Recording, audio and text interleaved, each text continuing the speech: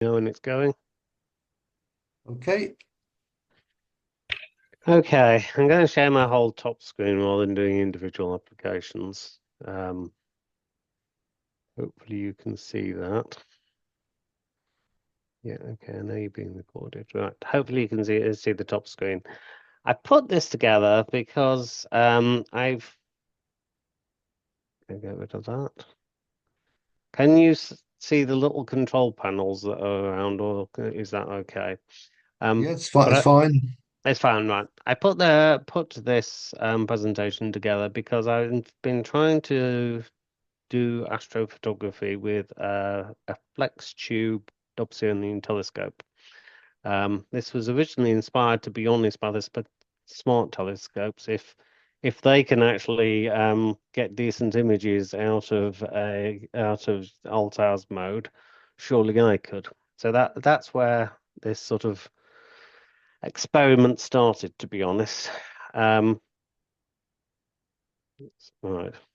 So I'm gonna explain why Altair's does also the challenges of Altair's in field rotation. Then look quickly into the types of derotation device that is available and what I'm intending to use it for and what I actually use it for, and that'll become clearer later. Um, but basically, when you are doing taking photographs with alt hours, you tend to have to take a number of short photographs and add them together using stacking. And whilst if you're taking the photos for a decent duration, the image actually rotates over time. And that's because the axis that the telescope is aligned on and the axis of the Earth's rotation are different. So effectively, as you're sitting there waiting, the image turns. You can see this fairly easily when if you're leaving it sitting there for a while. So if you want to stack all those photographs together, you end up with a very strange effect where this isn't exact replication of it, but what happens is you get part of your image has a lot less exposure than other pieces, so you can see quite clearly in the final image if you don't deal with field rotation what's happened. Anyone who's got a smart scope who's done a very long exposure with over many small photographs will actually have seen this effect, and it limits the amount of the field of view you can actually use. So, as I say, you tend to, or I tend to do 10 to 20-second exposures maximum when actually doing Altair's images and stack them together. And you may end up stacking a very large number of these. I did a run last night where I ended up with 1,200 images over a long period of time. Each image was a 15-second exposure. And if I hadn't, I'll explain what I did in a minute, but if I hadn't done that, over that time period, even if the target had stayed perfectly centered, there would have been a large field rotation effect. So I needed to do something about that. Okay, so there's two. There is a cheaper form of derotator and a more expensive one. In its full form, the derotator rotates at exactly the rate needed to cancel out the Earth's rotation. And that's complicated because the rate is needed depends on where your telescope is pointing in the sky. If it's pointing straight up, it'll have a different rate than if it's pointing towards the horizon, etc. So it is able to exactly counteract the amount of rotation of the Earth using fairly complicated maths. The other form is called an camera angle adjuster. These are These are two images of the sorts of things that we've got. They're much cheaper. But what the angle adjuster is doing, it doesn't rotate whilst you're taking the image. So you're still stuck with relatively short imaging times, 10, 20 seconds. Whereas I've been told you can get up to about a 5-minute imaging time with the full derotator. So that's one of the first choices, is which one to go through from there, depending on what you're actually looking for. So factors I went through in choosing the first one, clearly cost. Um, the price here, the Falcon one, I found prices for about £700. The angle adjuster is a mere 350 or thereabouts based on there. So I must admit, one of the major choosing factors for myself was the cost. So I went for the cheaper one. But there are a number of other points which are relevant. The telescope I'm connecting it to is a Skywatcher Flextube GoTo. It is only really designed for visual use. I don't have any form of guide camera. And so what you have, what you'll see as it is taking different images is the exact position from image to image of the target in the sky is actually quite unstable. I'll show you what I mean on that. Can, can you see SETI Astro on the screen? Yeah. Probably, right. I'll just press play. I put it on a fairly high speed, but these are the subsequent images. And as you can see, even between two images, that the it's moving around quite a lot. I'm not of the opinion that even if I'd bought the more expensive one, that the telescope is going to be able to hold the image stable for 5 minutes. In fact, when I'm doing an imaging shot like this, it stays relatively quite a few of the images, you can see it with some of them are actually blurred because the telescope has not quite kept it stable enough even to do a 15-second exposure, which is what this was doing. So I don't think, even if I'd gone for the more expensive piece, it would have actually been able to keep it stable enough. I've since found out it might be possible to put a guide camera on there, but you're now I'm getting further and further from the nice simple GoTo that I originally started with. But as you saw in that last one, there is significant frame-to-frame drift. So I don't think the Falcon would have actually worked properly, because if I'd been going for a much longer exposure, all I would have seen was the camera drift. Possibly I could fix that with a guide camera. At this point in time, I don't know. I might even try that at some point, just try and get, because the guide cameras with a small guide telescope and camera, it doesn't need to be amazingly accurate. It just needs to be accurate enough to fix that jumping around. You can see So from with there. this with this camera angle adjuster, do you just Yep. how do you know? Do you just adjust it manually to the new position after a while? No, I'll get it right. You fell into my trap there. Okay. Effectively, what I do is I use Nina, and nighttime in no, I can't remember what Nina stands for, but it's a mechanism, the software to take the images, and it has this wonderful thing called slew, center, and rotate. So I'll just show. Actually, this may make more sense if I actually show you the rotate and the thing working. This is my camera, um, connected to the rotator and the filter wheel. So that's all connected up, and when it's told to, it can just rotate the filter wheel and the camera going round. So that's all it does. It rotates that when it's given an instruction to do so by Nina, and it rotates the amount that Nina tells it to go. All right. So that's how it works.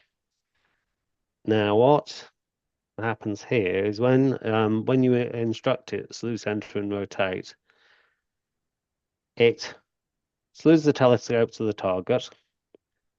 Bear in mind at this point that it might be off center. It may not be exactly pointing to the item.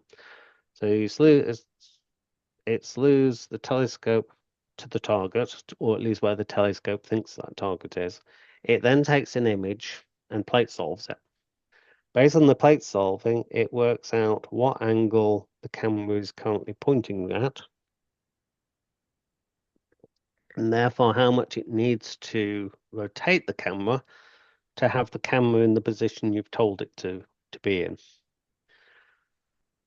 It then also plate solves to make sure that the target is in the center. If it's not in the center, it gives the telescope instructions to move to move a little bit more to get it in the right place. And it can take 2 or 3 attempts to get that right. But once you've finished the slew, center, and rotate, the target will be pretty much in the center of the image. I'll go back to what I had before. So as here, you can see the target's pretty much in the center of the image. It's oriented the way I asked it to be oriented, and it can then start taking the images. But if you leave it at that, it will you'll get the rotation still. But also, as I just showed you a moment ago, the telescope tends to drift anyway over time. So the way I deal with that is I've got a whole thing in a loop. So it does slew, center, and rotate. It then takes about 10 minutes worth of images. And then the loop brings it back to the slew, center, and rotate. So what happens is that as long as the drift is not too large within each batch of images, so within the 10-minute period, it will tend to stay with the target in the center, and it will rotate a little bit, and then 10 minutes worth, which isn't very much Earth rotation, then it will effectively jump back to the same position again. You've also got in the thing that says center on drift. So Nino every so often checks if the target has drifted too far out using plate solving. And if the target is more than a certain angle from the center, it will try and slew the whole thing back into the center again. So I don't know, you may not have noticed when I showed you the images earlier, but effectively that's why it jumps around and moves. But on average, throughout the complete night of imaging or across the whole time frame you're doing it, the target will stay in the orientation you asked it to be in, roughly in the center of the image. But as I say, from image to image, there's movement. You've got a lot of short exposures, which are then stacked together. Now, the first thing that means is you can one of the things, as well as fixing the field rotation, also means you can frame the shot. This is I'll actually show you this working. This is Nina, and what you can do is you can pick a target. You can then send that to the framing assistant so you can see the framing. Now, if I use this image, this is M51. If I use that, it barely fits in the frame. So with the shifting around, most of the images would actually miss. But if I turn it round, it's very nicely framed. So effectively, there's enough margin around the edge of this. So even with the drift, you'll tend to get most of the target in the image. So that's exactly what I did to produce this. You may not be able to see it, but that spot there and that spot there is the center of the two galaxies. You can just about see the galaxy around it. And that's because I did exactly this. So you can frame the image, but also I use a IMX 585, which has got a very narrowed field of view when it's coupled with a long focal length telescope. So if you're taking the image of a big thing, you need to use a mosaic. So because I can now correct field rotation, I'm also able to do mosaics. So if I wanted to do M33 using my telescope and the 585 camera, I'd have to do a 3-panel by 3-panel mosaic. I've not got this going yet, but that's effectively what I'd have to do to have a larger field of view. And again, because I can control the rotation of the camera as well as the center of the image, it should be possible to do a mosaic like this. And the dwarf does exactly, it doesn't have the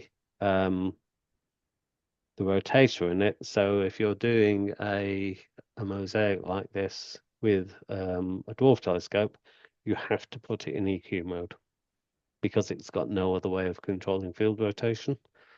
But using this setup, I should be able to take a mosaic of the system. So actually, I've already, should I ever get a night that is a decent night when M33 is reasonably high in the sky, I've actually got this set up ready to go.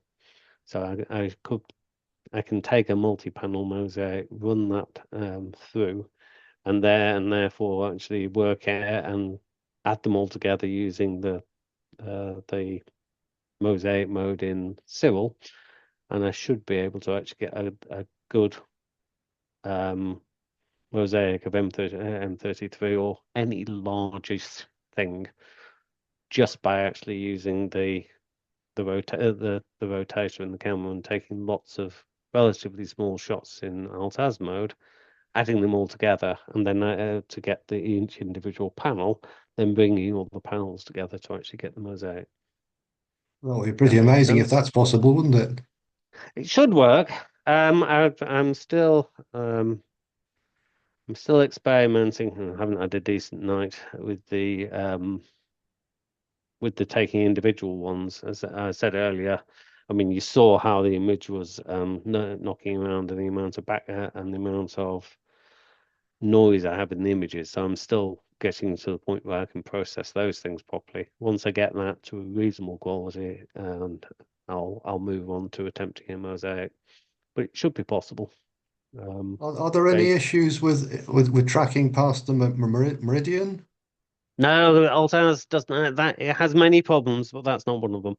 I mean, if something goes exactly on the meridian, exactly on the vertical, got the name of that, but zenith. So, but if it goes exactly to the zenith, then the particular uh, flex tube I've got doesn't seem to like it. It gets confused if something passes exactly through the zenith whilst I'm trying to track it. But other than that, it seems to work. It seems to work fairly well. But there's a very small spot around the zenith that it's not very good with. But other than that, it seems to track fairly well. I That's suspect its mass very gets interesting. confused. That's quite a sophisticated way of dealing with the problem, really, isn't Mm, it? yeah, but so far it's worked. I mean, you could see in that image that it keeps it pretty much central. And I did, as I say, I ran a 1,200 shot run last night, and I had problems with some of the images. The camera had obviously moved. Didn't know whether it was wind or whatever, but the camera had moved during the imaging. But overall, for the whole night, the the target stayed fairly central and stayed in roughly the same rotation for the whole night. So it does work as an approach. That's great. Okay, so I was going to give a presentation about some aspects of the Pixinsight software. Um, for processing images. There's one the reason partly for doing that was that Just before you do, Julian, could I ask David a question? Go for it. What do you mean by flex tube? It seems a bit odd, a flexible tube. Oh, the Skywatcher Dobsonians, they come in two parts. So they've got a base piece. Give me a second, and I'll see if I can find a picture of one on the internet. Oh, But Alex, it's a base piece, the upper tube, and the rods in between. yeah, but the rods in between, rather than being a frame as they often um, are they they collapse, so they're effectively. Oh, let me just share the screen. It'll be easy to explain. So it's more collapsible or foldable than flexible.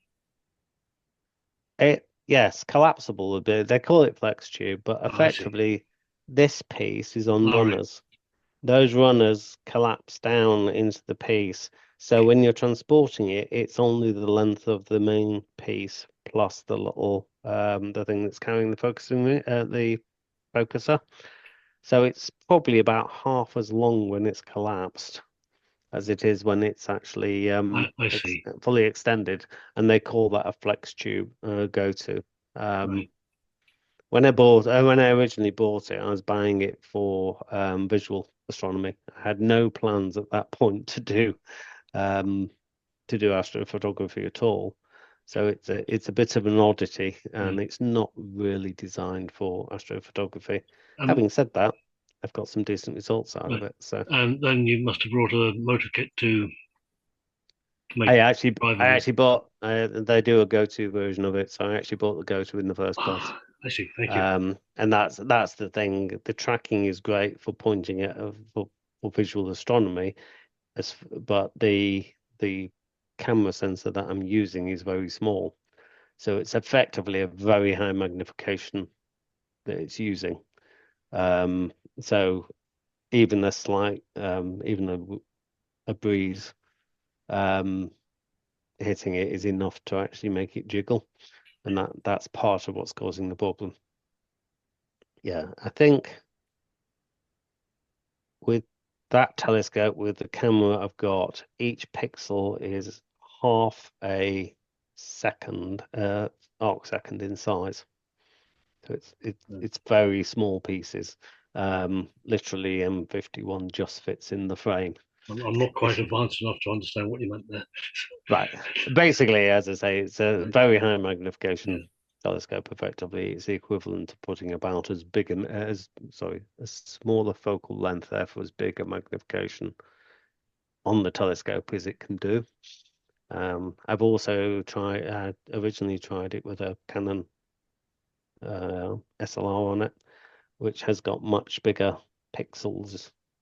So it's effectively a much lower magnification, and it's a lot simpler to actually get it to point in the right place and sort it out, basically. So it's a bit more forgiving with the Canon on it than it is with the 585. Yeah, I use Canon as well. Yeah.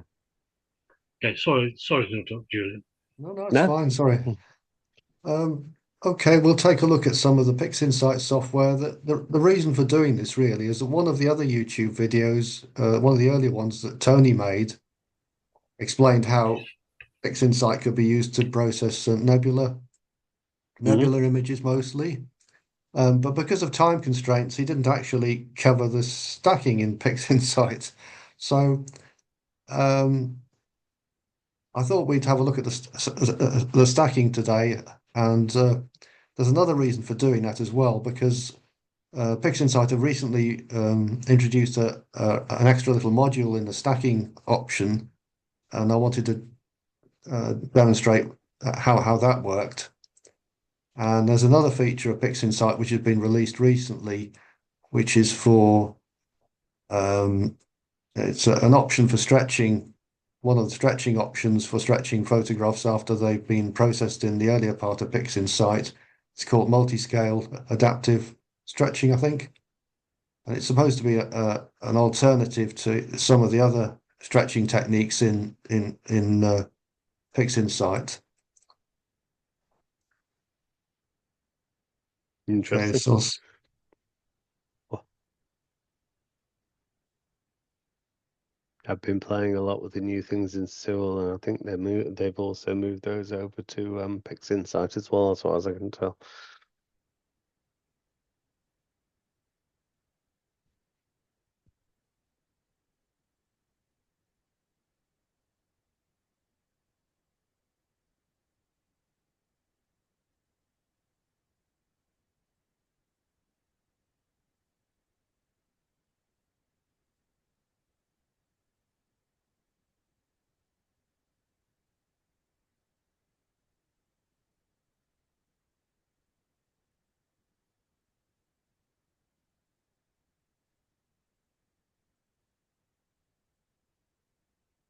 I'm just opening it, something called cosmetic correction here, and I'm going to tick this box here and these two here.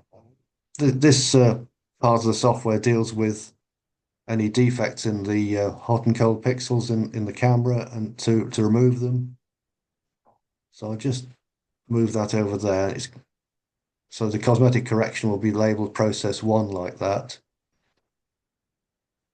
And then we'll go to the stacking area here, to batch processing, weighted batch processing, or pre-processing, I should say.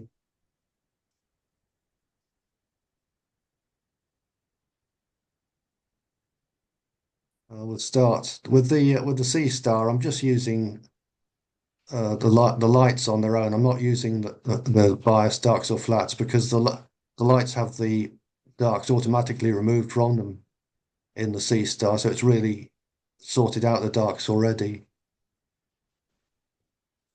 But presumably that means you can't take more darks at a later stage and then subtract them I after the don't think you fact. can. You can Yeah. take flats. There's an option to do that. Yeah. So I'm just going to add in the lights minus the dark frames into this area here with the green plus button at the bottom. I've already set up the folders for this. And we're actually looking at M27, the dumbbell nebula. And because of time constraints, I've got a fairly small number of light frames here so that we can actually see it operating.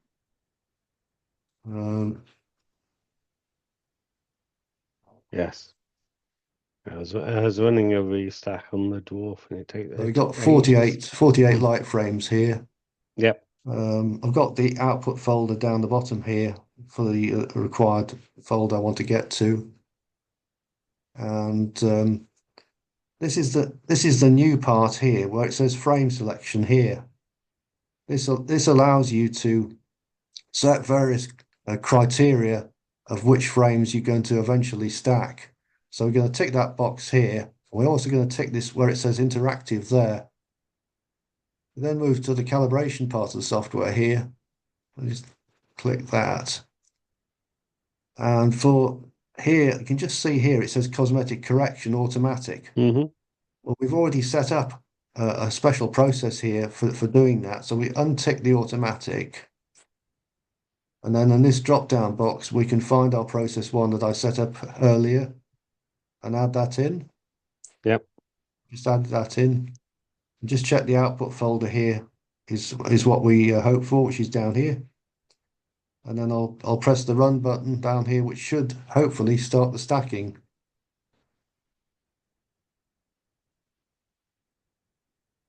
And away we go. Now, as it runs through this list, this is all the things it has to do to stack these photographs to produce a master file. As it runs through the list, it should stop at where it says frame selection, and we'll be able to make various choices at that point. So we just have to wait until it gets to the frame selection part now.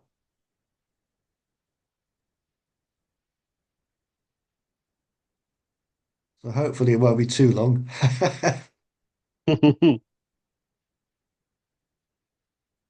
These are C-star images, so they're not that big each, are they? Oh, Okay, there we so go. because of this frame selection option that we've chosen, it comes up with this. It wouldn't normally come up with this area. So these are the light frames down here. And you see there's a green tick against them here. Yep. And then there's various filters we can set here. This shows the various characteristics of the frames based on different characteristics. So you've got the full width, half, maximum of the stars, I think there. That'll Yep. be the point spread function signal weight here. And eccentricity, which is the roundness of the stars or whatever. So just to try it out, we'll have a look at the eccentricity. I think this is probably the same as the mathematical thing for a circle or an ellipse, where Yep. 0, I think, is a circle, and at higher values are ellipse, and eventually it goes to a hyperbola, I think. So we'll have a look at the eccentricity here, tick the eccentricity box here, and we'll just change it to about 0.7, something like that. I'll type in 0.7, 0.70, whoops, 0.70. So the lower this value, the more circular the stars have to be allowed to be included in the stack, if that makes sense. Yep. So I'll apply it now with this figure of 0.7. And some of these green tick marks here, some of them should go to a red cross, which means they're going to be taken out of the stacking process. And one of Uh, the things was going red, so I yeah, see. so I Oh, just there you go. clicked There's a it, whole bunch clicked of it other red now, ones. Yep. and so some red ones in the list. And you can also see which the red ones in the histograms here. Yep. These are the ones where the stars are not considered to be quite round enough, based on that figure I've set there, which I could change and try again. But we'll just go with that, I think. We'll just carry on. Yep. But this is a special frame selection area that I was talking about. So we can click OK. Hopefully that part there now. And away we Yeah, go with again. Cyril, I'm having to use a thing called, that's actually the bit I was showing you earlier. So I'm using a separate bit of software, SETI Astro, which then gives a similar ability. So you can show metrics and effectively adjust what those sliders are on in order to actually decide which ones. But there you have to actually delete the pictures and then stack it Right. in Cyril. So this is definitely simpler. Well, this is a new feature they've only introduced about a month Mm, ago. yeah.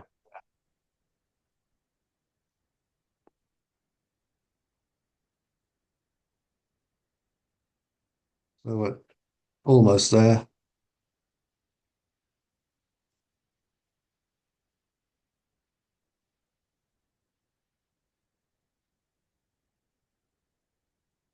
I hope it's not going to get stuck.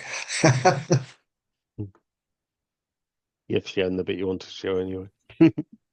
Sorry to interrupt, but I've got to nip to Luke, excuse me.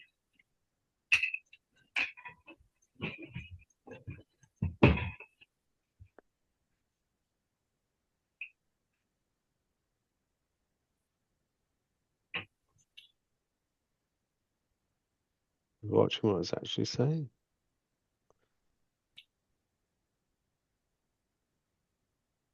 Downloading something. I think it's probably one of the it's doing the astrometric solution at the moment, or trying to. Right, going.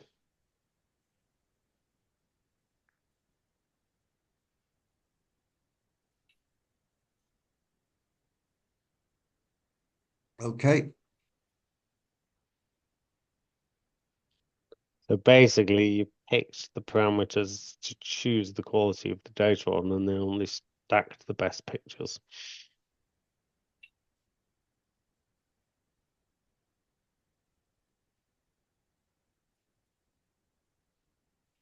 I'll just clear that area. Um,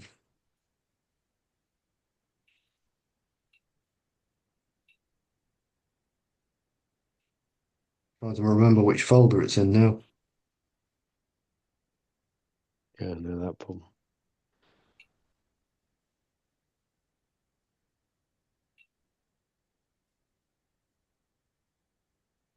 I think it's probably in here now. Yes, this is the master light from the stacking here. Got you. Mm. That's some sort of auto crop version of it, the second one. So I'll just Quite a bit open that. smaller, so I guess it cropped quite a bit. So these are some of the rejected areas that we just need to close. I think you can probably see a bit of field rotation there, actually. Yes, you can actually see in that image, can't you? So if we just go to the process So area. presumably when you ran the C star, it was in alt-az mode. Yes, it was, yes. I want the screen transfer function like that. Untick that link thing there. It's rather a small sensor on the C star. So if I give it an initial stretch with the nuclear button, and there we are. So Neil, we've just worked our way through the end of the stacking here, and this is the final part of stacking where we can see the start of the image for further processing here. Because this is the dumbbell nebula. I think it's M27. Yeah. So that was the feature I wanted to demonstrate about stacking and how that was done, and the special new feature for frame selection. So we'll just close all this now.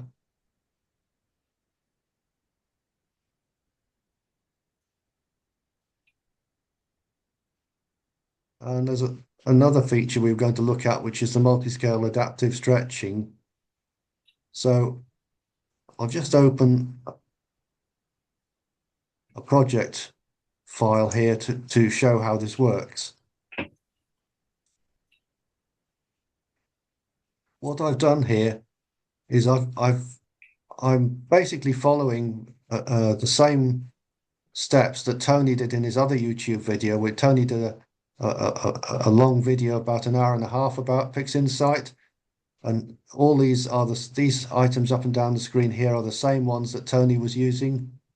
And what I've done is I've taken the dumbbell nebula stacked image and worked my way through these steps here, stopping just at this point here, just before this where it says GH07 here, which is the generalized hyperbolic stretch. So I've only got it to this point at the moment.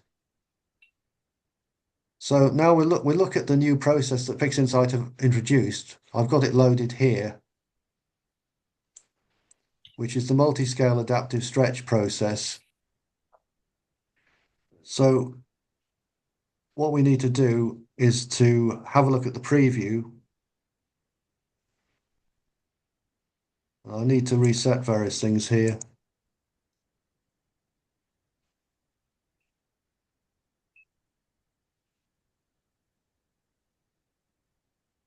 This is basically where we would have got to following these steps down here, just before this point here. So this multi-scale adaptive stretch is a new feature which Pixinsight have introduced, and it's quite a sophisticated type of stretching. This slider here, this is a preview area here. We've got a real-time preview area here, and I'm just going to look at the dumbbell nebula, or an area close to it, like that. This slider here, this affects the background the darkness of the night sky in the background. So if I move it like that, it'll mess it up a lot. And if I move it right down there, it'll become very, very dark. So I think the default value is about 0.15 here. So I'll leave it like that.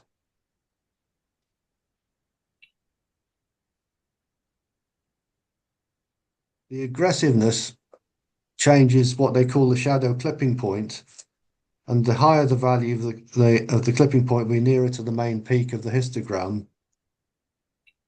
And this dynamic range compression, the higher the value, the stronger the compression is applied to high contrast structures. All of these have little boxes against them which explain what they do, and they are quite complex, really. But in practice, you can just play around with these. You can just um, see how they can change various issues here. One of the important points about this whole box here is it can affect the contrast in different areas of the image independently. It can control the images, the contrast and the size of stars, and the contrast in the bright nebula area independently, which is quite different from some of the other stretch options in Pixinsight. Some of this here can mess up the contrast, which is why there's something called this area here can mess up some of the contrast if you're not careful. So there's something called the contrast recovery option here. So we'll just tick that one, and we'll adjust that a little bit. That's slightly better like that. And this scale separation value here, the higher the value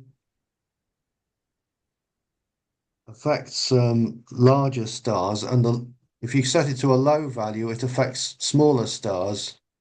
So I'll just set it to the high value for the moment. And you can make adjustments to the star size using some of these buttons here. So I'll leave that one like that. And then there's one called color saturation here, which if you take a look at the color in the Dumbbell Nebula itself here, and then we'll suddenly turn this on and you'll see the difference. So that's with it very, very substantially, with the saturation turned right up, which is probably too high. Or we'll turn the saturation, if we turned it right down, it would go much more pastel colored like that.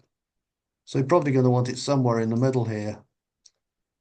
In practice, despite the complex nature of all the different descriptions for these various sliders, you can play around with them and adjust them and go around in a kind of iterative loop until you're happy with what the picture looks like. And when it's finally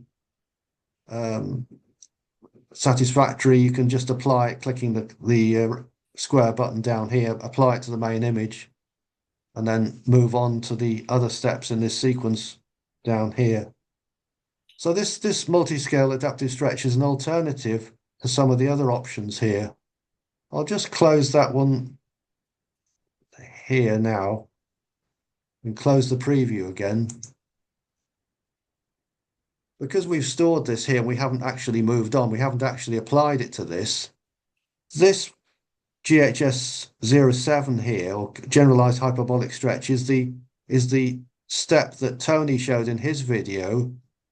So we could just as easily see the impact of that. So I'll just open that one as an alternative. This is the one that Tony showed us how to use in his YouTube video. Yeah, I remember. So I need to click in the middle of the histogram there and click on send to a symmetry point. Then open the preview. I'm clicking down here. And then we can start to stretch it using this slider here. And hopefully it should appear, which it does. And I can do the same thing as I did before of looking at a smaller region of interest like that. And then I can start adjusting, more carefully like that. And that's the approach that Tony showed us how to do. And then you would apply it after you've there's a fine adjustment here. You could adjust a fine adjustment here if you wanted to, and then apply it using the rectangular button to the actual image. So the multi-scale adaptive stretching or this one here are two alternatives as far as I can work out for doing something fairly similar. Would you do both? So do one and then the other? Yeah, you might be able to. They're extremely different in the way they operate.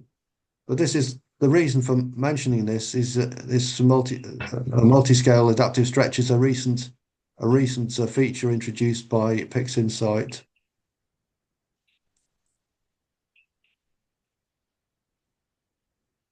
So that's basically it. So I'll just stop the share then.